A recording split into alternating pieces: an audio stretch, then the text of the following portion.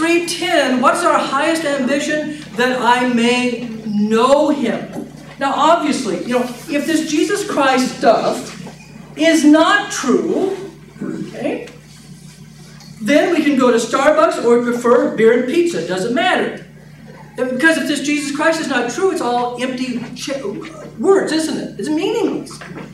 Oh, but if it is true, it's awesome.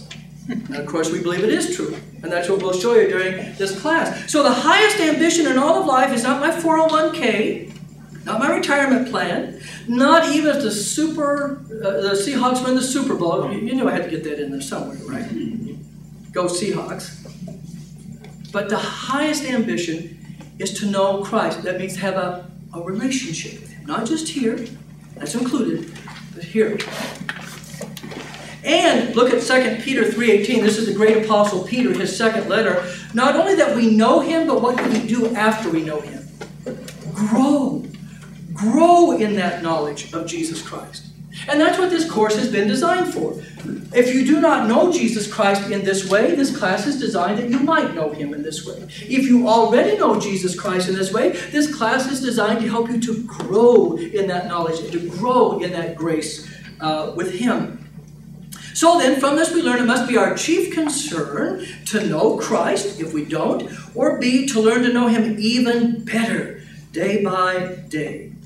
Now, one thing I'd like to do before I pause, because at question 6 we're going to make an adjustment. We're changing topics. But would you write at somewhere around question 5, anywhere around question 5, write these two Bible passages, and we'll see them probably down the road again. The first one is Acts 4:12.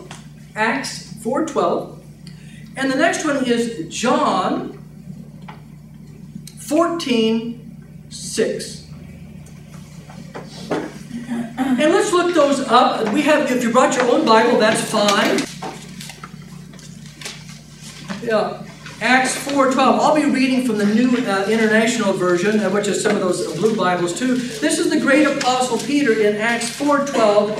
And this is, of course, what he says. Salvation, and in the Bible, salvation means from sin, from death, from the power of the devil, and damnation. That's what salvation means in the New Testament. From sin, death, power of the devil, and damnation, which we're going to see. So he says, salvation is found in no one else. Now see, there's that political incorrectness that we're going to see. For there is no other name under heaven given to men, to humanity, by which we must be saved. And see, and this is what we're going to talk about in future lessons. This is what makes Jesus so controversial. If Jesus said, you know what? I kind of prepared a way to God for you, but I know there's other ways out there. You won't hurt my feelings if you take those other ways. That's just fine. Jesus would not be controversial at all. What makes Jesus controversial, he says, I meant. That's why people argue about it. Let's look at the next one. It kind of brings that home. John. Turn to your left, because John is right before the book of Acts. Very well-known passage. Jesus answered, I am the way, the truth, and the life. No one comes to the Father except through me. Now, this is why a class like this is so important. Because, again, if these things are not true, well, then nothing's lost. But if these things are true, as I'll show you, that means Jesus Christ makes a claim on all of us. And again, that's why people sometimes feel uncomfortable with him. Because he says, I'm it. And what I'm going to try to do in this 15-week course is not only to show you that that's what he says, but I'm going to try to show you biblically why he's the only way. Not just that he is the only way, but I'm trying to show you why he's the only way.